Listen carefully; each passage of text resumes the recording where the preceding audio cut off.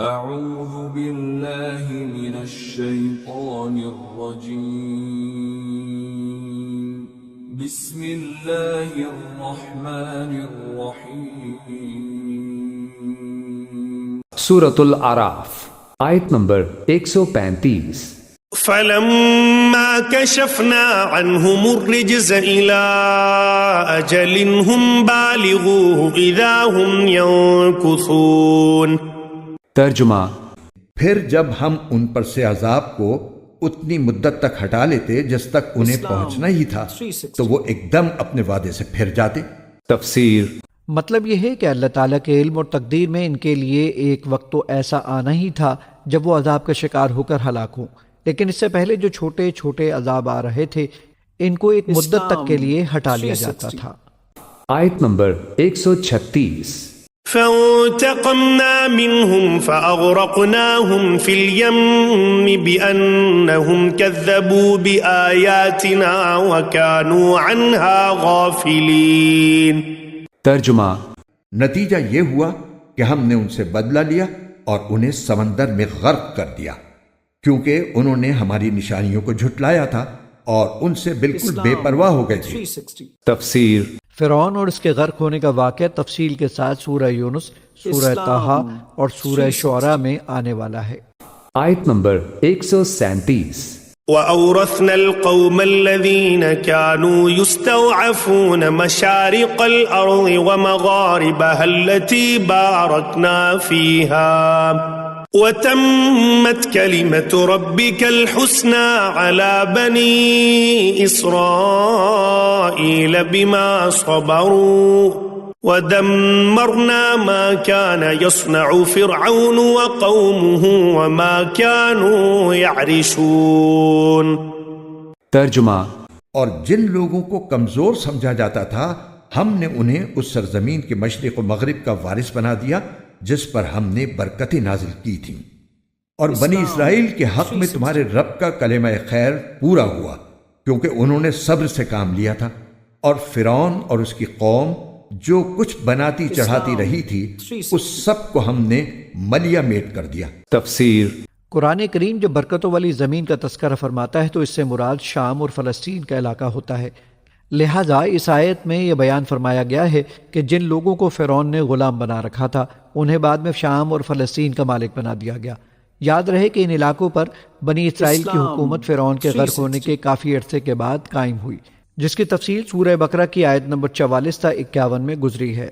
بنانے سے اشارہ ان عمارتوں اور صنعتی پیداوار کی طرف ہے جس پر اس قوم کو فخر تھا، اور چڑھانے سے اشارہ ان باغات کی طرف ہے جن میں انہوں نے انگور وغیرہ کی بیلیں ٹٹیوں پر چڑھائی ہوئی تھیں اور بلند درخت اگائے ہوئے تھے۔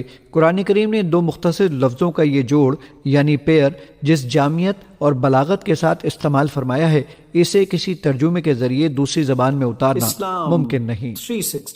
آیت نمبر 138 وَجَاوَزْنَا بِبَنِي إِسْرَائِيلَ الْبَحْرَ فَأَتَوْا عَلَىٰ قَوْمٍ يَعْكُفُونَ عَلَىٰ أَصْنَامٍ لَهُمْ قَالُوا يَا مُوسَى اجْعَل لَّنَا إِلَٰهًا كَمَا لَهُمْ آلِهَةٌ قَالَ إِنَّكُمْ قَوْمٌ تَجْهَلُونَ۔ ترجمہ: اور ہم نے بنی اسرائیل سے سمندر پار کروایا تو وہ کچھ لوگوں کے پاس سے گزرے جو اپنے بتوں سے لگے بیٹھے تھے۔ بنی اسرائیل کہنے لگے اے موسیٰ ہمارے لیے بھی کوئی ایسا ہی دیوتا بنا دو جیسے ان لوگوں کے دیوتا ہیں۔ موسیٰ نے کہا تم ایسے عجیب لوگ ہو جو جہالت کی باتیں کرتے ہو۔ تفسیر: بنی اسرائیل حضرت موسیٰ علیہ السلام پر ایمان تو لے آئے تھے اور فرعون کی طرف سے پہنچنے والی مصیبتوں کو بھی انہوں نے صبر سے برداشت کیا جس کی تعریف قرآن کریم نے بھی فرمائی ہے، لیکن بعد میں انہوں نے حضرت موسیٰ علیہ السلام کو طرح طرح سے پریشان بھی کیا۔ یہاں سے اللہ تعالیٰ اس قسم کے کچھ واقعات بیان فرما رہے ہیں۔ آیت نمبر 139 إِنَّ هَٰؤُلَاءِ مُتَبَّرٌ مَّا هُمْ فِيهِ وَبَاطِلٌ مَّا كَانُوا يَعْمَلُونَ۔ ترجمہ: ارے یہ لوگ تو وہ ہیں کہ جس دھندے میں لگے ہوئے ہیں سب برباد ہونے والا ہے اور جو کچھ کرتے آ رہے ہیں سب باطل ہے۔ تفسیر: ان ہؤلاء متبر ما هم فیہ، یہ لوگ جس چیز میں ہیں یہ تو ہلاک ہونے والے ہیں، برباد ہونے والے ہیں، وباطل ما كانوا يعملون، اور جو کچھ یہ کر رہے ہیں وہ سب باطل ہے، اس کی کوئی حقیقت نہیں ہے۔ آیت نمبر 140۔ قال أغير الله أبغيكم إلها وهو فضلكم على العالمين۔ ترجمہ، اور کہا کہ کیا تمہارے لیے اللہ کے سوا کوئی اور معبود ڈھونڈ کر لاؤں، حالانکہ اسی نے تمہیں دنیا جہان کے سارے لوگوں پر فضیلت دے رکھی ہے۔ تفسیر۔ قال غیر اللہ ابغیکم الہا، حضرت موسیٰ نے فرمایا کہ کیا میں اللہ کے سوا تمہارے لیے کوئی الہ تلاش کروں؟ وَهُوَ فَضَّلَكُمْ عَلَى الْعَالَمِينَ، اور اس نے تو تمہیں فضیلت دی ہے تمام جہان والوں پر۔ آیت نمبر 141۔ وَإِذْ أَنْجَيْنَاكُمْ مِنْ آلِ فِرْعَوْنَ يَسُومُونَكُمْ سُوءَ الْعَذَابِ يُقَتِّلُونَ أَبْنَاءَكُمْ وَيَسْتَحْيُونَ نِسَاءَكُمْ وَفِي ذَلِكُمْ بَلَاءٌ مِّن رَبِّكُمْ عَظِيمٌ۔ ترجمہ، اور اللہ فرماتا ہے کہ یاد کرو کہ ہم نے تمہیں فرعون کے لوگوں سے بچایا ہے جو تمہیں بدترین تکلیفیں پہنچاتے تھے، تمہارے بیٹوں کو قتل کر ڈالتے تھے اور تمہاری عورتوں کو زندہ چھوڑ دیتے تھے، اور اس میں تمہارے رب کی طرف سے بڑی آزمائش تھی۔ تفسیر۔ وَإِذْ أَنْجَيْنَاكُمْ مِنْ آلِ فِرْعَوْنَ، اور ذرا یاد کرو جب کہ ہم نے تمہیں نجات دی آل فرعون سے۔ یسومونکم سوء العذاب، یہ الفاظ جو کہ تم سورہ بقرہ میں بھی آئے ہیں اور اس کے بعد بھی آئے ہیں۔ یسومونکم سوء العذاب، وہ تمہیں مبتلا کیے ہوئے تھے بدترین عذاب میں۔ یقتلون ابناءکم ویستحیون نساءکم، وہ قتل کر ڈالتے تھے تمہارے بیٹوں کو اور زندہ رکھتے تھے تمہاری بیٹیوں کو۔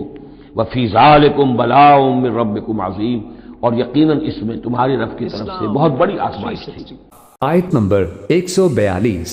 وواعدنا موسى 30 ليلة وأتممناها ب10 فتم ميقات ربه 40 ليلة، وقال موسى لأخيه هارون اخلفني في قومي وأصلح ولا تتبع سبيل المفسدين۔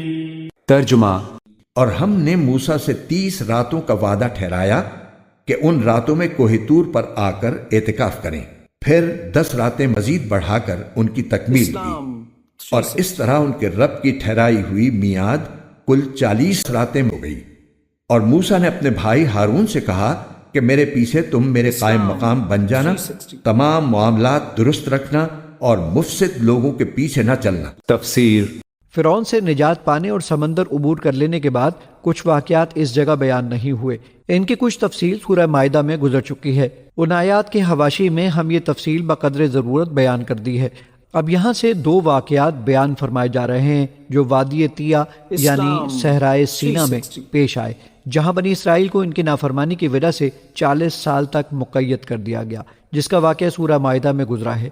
اس دوران انہوں نے حضرت موسیٰ علیہ السلام سے یہ مطالبہ کیا کہ اپنے وعدے کے مطابق ہمیں کوئی آسمانی کتاب لا کر دے جس میں ہمارے لیے زندگی گزارنے کے قوانین درج ہوں۔